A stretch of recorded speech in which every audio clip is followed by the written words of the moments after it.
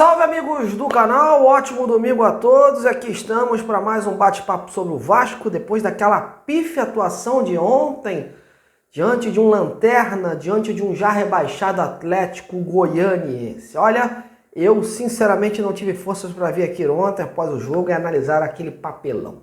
E não adianta dizer que o empate ficou de bom tamanho, pessoal. Um time como o do Vasco, jogando contra uma equipe já rebaixada, por mais limitações e carências que o Vasco tenha, não pode atuar daquela forma. Chegar ao empate, depois de estar perdendo por 2-0, em nada diminui o fiasco desse time. A desorganização em campo, a péssima janela feita, a terrível montagem do elenco, cobranças têm que existir sim para todos. Todos sem exceção, jogadores, comissão técnica, presidente, departamento de futebol, todos avalizaram ali o elenco que está ali.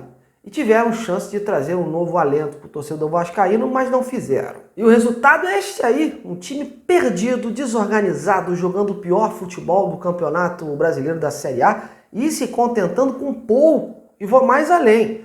Se o campeonato ainda tivesse aí mais 3 ou 5 rodadas, esse time não escaparia de mais um rebaixamento. Se conseguisse classificar então para a Sul-Americana, tem que rezar uma missa, porque o ano do Vasco foi tosco, foi deprimente e as lições que ficam ano após ano, parecem que não são assimiladas. Todo ano os mesmos erros, o mesmo roteiro, a mesma história e nada muda no Vasco. O cenário é o mesmo. O torcedor que apoia, que leva esse time nas costas, é quem sofre. Sofre por ver o seu clube do coração numa situação sem horizonte. Até quando, meus amigos? Até quando? Bom, galera, fique à vontade então, sinta-se em casa e vamos para mais um informativo, né, sobre o Vasco. É preciso reunir forças para a gente trazer aqui notícias que possam agregar em algo aí para o torcedor. Mas confesso que tá difícil, hein? Tá muito difícil. Antes da gente falar desse cenário, eu te convido a largar o like nesse vídeo, compartilhar o conteúdo e me ajudar nessa jornada. Eu conto com cada um de vocês. Então, galera, o empate feio, por sinal, contra o Atlético Goianiense, continua repercutindo negativamente. Há ecos em São Januário. Ontem, após a partida, que faltou futebol por conta do Vasco, né? Mas sobraram explicações de mais um resultado negativo em campo, de um time que virou o saco de pancadas e segue com uma sequência negativa nesta reta final, mesmo após a saída do seu treinador. Sob o comando do Felipe, o interino, o Vasco viu um adversário já rebaixado ditar o ritmo na maior parte do tempo e sucumbir por conta das suas próprias limitações dos minutos finais da partida, onde acabou levando o empate através do Maxime Domingues e do Alex Teixeira. Diga-se de passagem, o Vasco só chegou ao empate pela fraqueza do adversário e pelo entusiasmo, né, dos jogadores do Vasco diante das circunstâncias da partida, naquele abafa, né?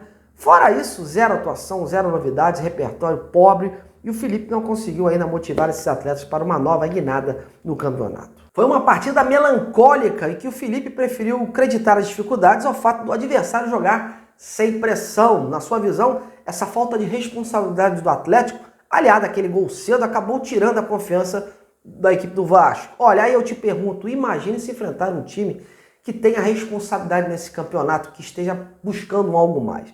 Aí que a vaca teria ido para o brejo muito mais cedo. Sinceramente, não me convenceu essa explicação do Felipe, com todo o respeito que eu tenho por ele. E não ficou por aí, meus amigos. Felipe explicou a surpresa de última hora ao escalar o jovem Alegria lá na frente. A decisão do treinador se baseou na necessidade de velocidade do lado de campo, já que ele vinha treinando bem, ditando esse ritmo aí, né? E é um jogador considerado um jovem e promissor, nas palavras do Felipe. Inclusive, ele aproveitou esse momento para se defender das críticas que recebeu, né?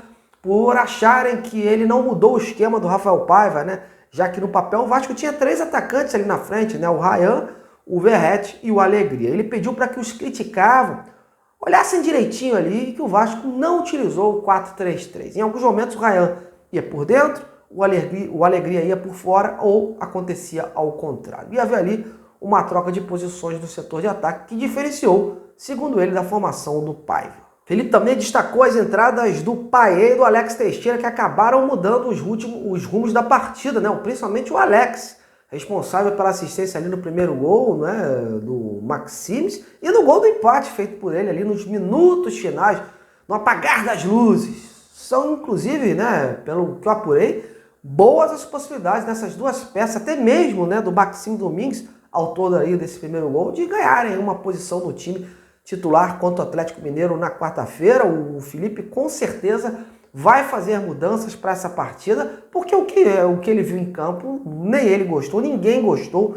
Não é possível que permaneça com uma equipe com aqueles brios, com aquela formação. O técnico interino do Vasco, inclusive, espera que o time possa tirar proveito desses minutos finais do segundo tempo, para que diante do Atlético o Vasco possa se apresentar com mais organização e trabalhando bem a bola.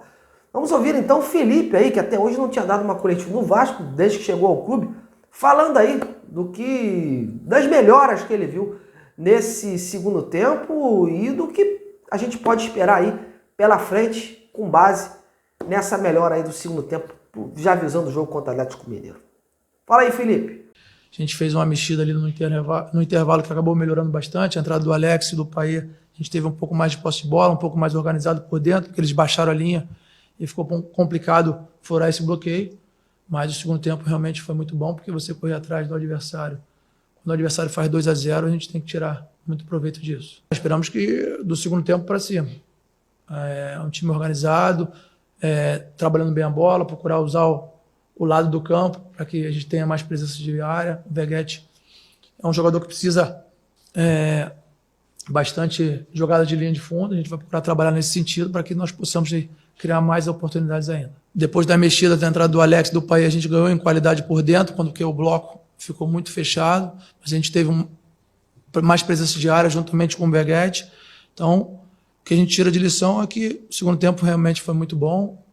O time ganhou mais mobilidade também com a entrada do Maxime, que é um jogador que tem esse jogo associativo melhor, e a gente espera poder dar continuidade a esses atletas para que nós possamos, aí, diante do Atlético, conseguir os 3 pontos. Meus amigos, esse jogo de quarta tem tudo para ser triste, viu? O time do Vasco não jogando absolutamente nada, não tendo pretensão quase mais nenhuma nesse campeonato, contra equipes, jogando mal contra equipes inferiores, e ainda pega o Atlético Mineiro, que está com todo esse abatimento moral pela perda da Libertadores para o Botafogo e da Copa do Brasil diante do Flamengo. Então, ambos, inclusive, podem morrer abraçados. E o Vasco precisa abrir o olho se ainda pensa numa Sul-Americana, hein? Não tá nada ganho, não. Hoje o Grêmio ganhou, já passou o Vasco. Já há clubes aí tentando passar o Vasco. Vitória vai jogar ainda, outras equipes aí. E o Vasco precisa pontuar ainda mais. Até ontem ainda tinha uma possibilidade também de entrar naquela zona de confusão ali. Ainda conseguiu aquele pontinho Salvador que vem fazendo o Vasco respirar aí e sobreviver nesse campeonato. Mas é bom ficar de olho, porque se não melhorar, vai ficar na tal zona da salsicha. E você, como viu esse empate de ontem? Quem merece ganhar vagas no time titular no próximo jogo? Tá confiando aí numa reação do Vasco sob o comando do Felipe? Então comente, participe, que eu quero ouvir você. Bom, galera, tô indo. Aproveite o final de domingo, um bom início de semana. Amanhã a gente tá de volta. Valeu demais, um grande abraço e até lá!